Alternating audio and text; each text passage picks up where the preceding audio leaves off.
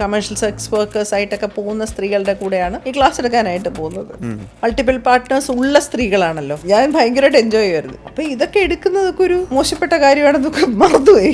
ഉണ്ടോന്നോ അല്ലെ ഇത് പീനസിന്റെ മോഡൽ നമുക്കതൊരു സദാചാര വിഷയമുണ്ടെന്നൊക്കെ മറന്നുപോയി. നമ്മൾ ഈ സ്ത്രീകളിലൂടെ ആണല്ലോ യൂസ്ഡ് ആയി. ഓ എവളവിന്റെ വലിയ സാവിത്രിയല്ലേ ഇതൊക്കെ പറ്റി അടികൂടും. മാനമാവത് മൈരാജ് ഉള്ള ഈശ്വരടി ഉള്ള ഉസിരടി എന്ന് പറയുന്ന അതാണ് നമ്മളുടെ ഒരു ഇമോഷൻ. പോലീസ് സ്റ്റേഷനിൽ ഒറ്റ സീക്വൻസ് പോരെ മാസിന് മൊത്തവും കൂടെ.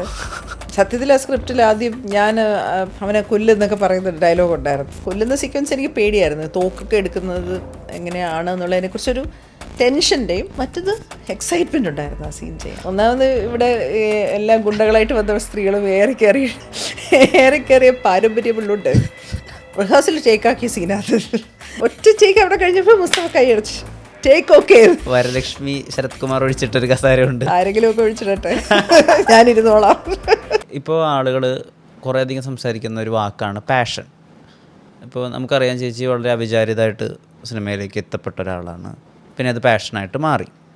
പാഷൻ എങ്ങനെയാണ് ചേച്ചി ഡിഫൈൻ ചെയ്യുക? ക്ഷീണം തോന്നാതെ എത്ര ടയേർഡാകുമ്പോഴും ശരീരം കൊണ്ടും മനസ്സുകൊണ്ടും ബുദ്ധി കൊണ്ടും ഒക്കെ നമ്മൾ എക്സോസ്റ്റഡ് ആകുമ്പോഴും ഉത്സാഹം തോന്നുന്ന ഒരവസ്ഥ, അതാണ് പാഷൻ എന്നെ സംബന്ധിച്ച്. ഇപ്പം എന്താ വെച്ചാൽ ഫിസിക്കലായിട്ട് ക്ഷീണം തോന്നാം, മനസ്സുകൊണ്ട് നമ്മൾ ടയേർഡാവാം, ചിലപ്പോൾ ഉറക്കമില്ലാത്തത് കൊണ്ടും ചിലപ്പോൾ നമ്മൾ ബ്രെയിൻ വരെ ഉറങ്ങിപ്പോകുന്ന അവസ്ഥ വരും. കാരണം കണ്ടിന്യൂസ് ആയിട്ട് 3-4 ദിവസമൊക്കെ വർക്ക് ചെയ്യും. പക്ഷെ ഉത്സാഹത്തിന് കുറവുണ്ടാവില്ല.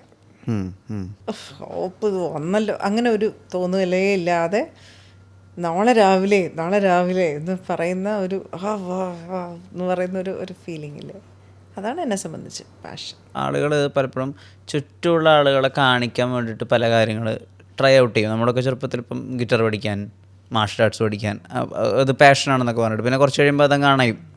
അങ്ങനെ മിസ്ലീഡിങ് ആയിട്ടുള്ള പാഷനുകൾ ഉണ്ടായിട്ടുണ്ടോ? മിസ്ലീഡിങ് ആയിട്ടുള്ള പാഷൻ ഉണ്ടായിട്ടില്ല. 2 പാഷനാണ് എൻ്റെ ജീവിതത്തിൽ വന്നത്. അത് 2 ഇപ്പോഴും അല്ല 3 പാഷൻ വേണേൽ പറയാം. ഒരു പാഷൻ സൈക്കോളജി പഠിക്കാനുള്ള എൻ്റെ തീരുമാനമായിരുന്നു. കാരണം എന്നെ ആദ്യം കൊണ്ട് ചേർത്തത് പ്രീ ഡിഗ്രിക്കാണ്, അന്ന് +2 ഇല്ല. അപ്പോൾ നമ്മൾ സെക്കൻഡ് ഗ്രൂപ്പിലാണ് കൊണ്ട് ചേർത്തത്. അതായത് മെഡിസിനൊക്കെ പഠിക്കാം, വേണമെങ്കിൽ പഠിക്കാവുന്ന തരത്തിൽ ഫിസിക്സ്, കെമിസ്ട്രി, ബയോളജി ഒക്കെ പഠിക്കുന്ന തരത്തിലുള്ള അങ്ങനെ പഠിക്കുന്ന തരത്തിലുള്ള ഒരു ഗ്രൂപ്പിൽ കൊണ്ട് ചേർത്തിട്ട് ഒരാഴ്ച ഞാൻ ക്ലാസ്സിൽ പോയി. ട്യൂഷനൊക്കെ പോകുമായിരുന്നു രാവിലെ. അച്ഛൻ കൊണ്ട് വിടും. ഉണ്ണികൃഷ്ണൻ സാറിൻ്റെ അവിടെ ഫിസിക്സ് ട്യൂഷന് രാവിലെ പോവും. അച്ഛൻ വെളുപ്പകാലത്ത് അലാറമൊക്കെ വെച്ച് 4 മണിക്കൊക്കെ എഴുന്നേറ്റ് ട്യൂഷൻ ക്ലാസ്സിലൊക്കെ ചെന്നിട്ട് അകത്തോട്ട് കയറും. അപ്പോഴേ എനിക്കറിയാം പാഷനില്ല. അപ്പം അച്ഛനങ്ങോട്ട് പോകുമ്പോൾ പുറത്തിറങ്ങിയോണ്ട് ബൊഗൈൻവില്ല മരമുണ്ട്, അതിൻ്റെ മൂട്ടിയിരിക്കും.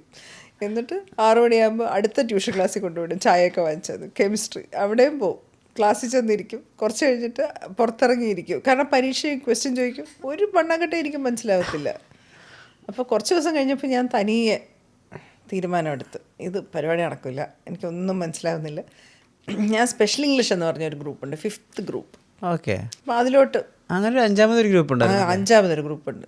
അങ്ങനെ ഉണ്ടായിരുന്നു. അതായത് 4th group commerce, 3rd group history, 5th group special English, അങ്ങനെ ഒരു ഗ്രൂപ്പുണ്ട് സയൻസിൽ. അപ്പോൾ ആ ഗ്രൂപ്പിലോട്ട് അപ്പോൾ എൻ്റെ ചേച്ചിയുണ്ട്, എൻ്റെ അതായത് അമ്മയുടെ ബ്രദറിൻ്റെ മകൻ കല്യാണം കഴിച്ചിരിക്കുന്നത്, ഹൈറുനിസ എന്ന് പറഞ്ഞു, എഴുത്തുകാരിയൊക്കെ, പെൻഗ്വിൻ ബുക്സൊക്കെ എഴുതിയിട്ടുള്ള ഭയങ്കര അറിയാവുന്നവർക്കറിയാം. അപ്പം ചേച്ചി അവിടെ പഠിപ്പിക്കുന്നുണ്ട്. അപ്പോൾ ചേച്ചിയുടെ ക്ലാസ്സും കൂടിയാണ്. അപ്പോൾ അവിടോട്ട് ഞാൻ തനിയെ ആരുടെയും ഇതില്ലാതെ ഞാൻ ചെന്ന് സിസ്റ്റർ വീരയെ കണ്ടിട്ട് സിസ്റ്റർ വീര അടുത്ത് പറഞ്ഞു, എനിക്ക് ഇങ്ങനെ ഗ്രൂപ്പ് മാറണം. അപ്പം no there is no seats available, you go. അപ്പം ഞാൻ സെക്കൻഡ് ഗ്രൂപ്പിൽ നിന്ന് 5th ഗ്രൂപ്പിലോട്ടാണ് മാറേണ്ടത്. Oh my dear come here sit, അവർക്കൊരു സീറ്റ് കിട്ടുമല്ലേ. അങ്ങനെ ഞാൻ തനിയെ 5th ഗ്രൂപ്പിലോട്ട് മാറി. അതിനുശേഷം എൻ്റെ ഡിസിഷൻ സൈക്കോളജി പഠിക്കണം എന്നുള്ളതായിരുന്നു. അത് കഴിഞ്ഞ് ഞാൻ തനിയെ സൈക്കോളജി പഠിക്കാനായിട്ട്, വീട്ടിലറിഞ്ഞ വിപ്ലവങ്ങളൊക്കെ വേറെ ഉണ്ടായിരുന്നു. പാവ അച്ഛൻ പറഞ്ഞു, നിനക്ക് വല്ല കാര്യമുണ്ട് നേരത്തെ പറഞ്ഞിട്ടായിരുന്നു, ഞാൻ ഈ രാവിലെ എഴുന്നേറ്റ് നിന്നെ എന്തിനാ ട്യൂഷൻ കൊണ്ടിട്ടോട്ടത്. അപ്പം അങ്ങനെ തനിയെ മാറി. അത് എൻ്റെ ഒരു എനിക്കിതാണ് പഠിക്കേണ്ടത്, അങ്ങനെ ഒരു ക്ലാരിറ്റി വന്നു. അപ്പോൾ അങ്ങനെ സൈക്കോളജി പഠിക്കാനും എൻ്റെ തന്നെ ഡിസിഷനായിരുന്നു സൈക്കോളജി പഠിക്കാൻ പോയത്. അതും എനിക്ക് അന്നും പാഷനാണ്, ഇന്നും പാഷനാണ്. പിന്നീട് ഒരു പാഷൻ ഉണ്ടായത് അഭിനയമാണ്. അഭിനയിക്കാനായിരുന്നു. എന്നുവെച്ചാൽ നാടക സംഘത്തിലെത്തിപ്പെട്ടു. ആദ്യം ടൈം ഞാൻ പറഞ്ഞില്ലേ, ടൈം അഭിനയിച്ചപ്പോൾ എനിക്കതിൻ്റെ ഒരു പരിപാടി പിടികിട്ടില്ല. പിന്നെ നാടകം ചെയ്ത് തുടങ്ങി പതുക്കെ അതിനകത്തോട്ട് കയറി. ഇപ്പം അതില്ലാതെ വയ്യ. 365 ദിവസവും ഏതെങ്കിലും സെറ്റിൽ പോയിരുന്നാലും കുഴപ്പമില്ല എന്ന് പറയുന്ന ഒരു മാനസികാവസ്ഥയിലേക്ക് എത്തി.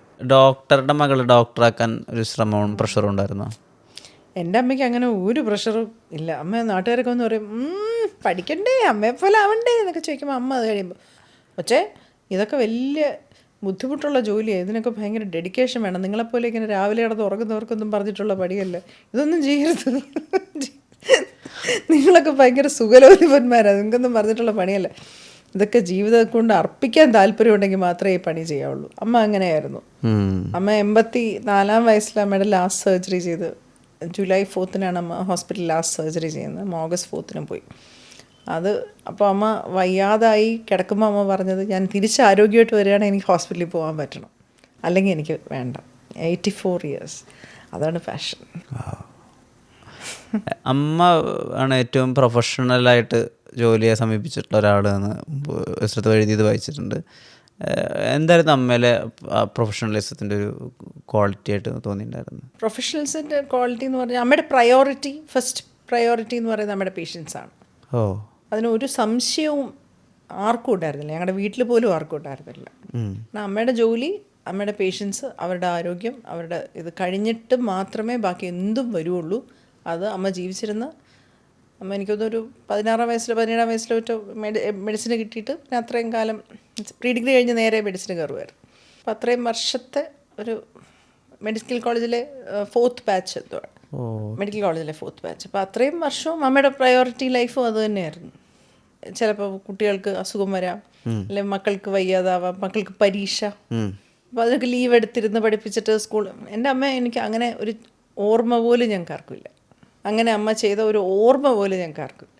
അമ്മയുടെ പേഷ്യൻസ്, അമ്മയുടെ ജോലി എന്ന് പറയുന്നത് അത് അച്ഛനും ഭയങ്കര നിർബന്ധമായിരുന്നു. എന്ന് വെച്ചാൽ അമ്മയുടെ അത് അമ്മയുടെ ഒരു മൈൻഡ് സെറ്റാണ്. നമുക്കൊക്കെ ഭയങ്കര ബഹുമാനമാണ് അതിൻ്റെ പേരിൽ അമ്മയോട്. ഞങ്ങൾ മിസ് ചെയ്തു എന്നല്ല ആലോചിക്കുന്നത്, അങ്ങനെയല്ല വീട്ടിൽ ഞങ്ങളെ പറഞ്ഞു തന്നിട്ടുള്ളത്. അമ്മ ചെയ്യുന്ന വലിയൊരു കാര്യമാണ്. ഒരുപാട് പേരുടെ ആരോഗ്യവും മറ്റു കാര്യവും. രാത്രി 2 മണിക്ക് അമ്മ കോൾ വന്നാൽ ഫസ്റ്റ് കോളിൽ അമ്മ ഫോൺ എടുക്കും. 10 മിനിറ്റിൽ അമ്മ ഹോസ്പിറ്റലിൽ എത്തണമെങ്കിൽ അമ്മ എത്തും. അത് അമ്മ മരിക്കുന്നതിന് 1 മാസം മുമ്പ് ഒരു ഹോസ്പിറ്റലിൽ പോയതിൻ്റെ ഒരാഴ്ച, അതായത് ജൂലൈ 4 അമ്മ ഹോസ്പിറ്റലിൽ ലാസ്റ്റ് സർജറി ചെയ്യുന്ന ദിവസം. ജൂലൈ 1 അമ്മ രാത്രി ഹോസ്പിറ്റലിൽ പോയിട്ടുണ്ടാവും. അപ്പോൾ നൈറ്റ് കോളൊന്നും എടുക്കേണ്ട ആവശ്യമൊന്നുമില്ല, സീനിയർ ഡോക്ടർ. അമ്മ അങ്ങനെ ആയിരുന്നില്ല. ഒരാൾക്കൊരു കോംപ്ലിക്കേഷൻ ഉണ്ടെങ്കിൽ അമ്മ അവിടെ എത്തിയിരിക്കും. 3 വട്ടം ക്യാൻസർ സർവൈവ് ചെയ്തു.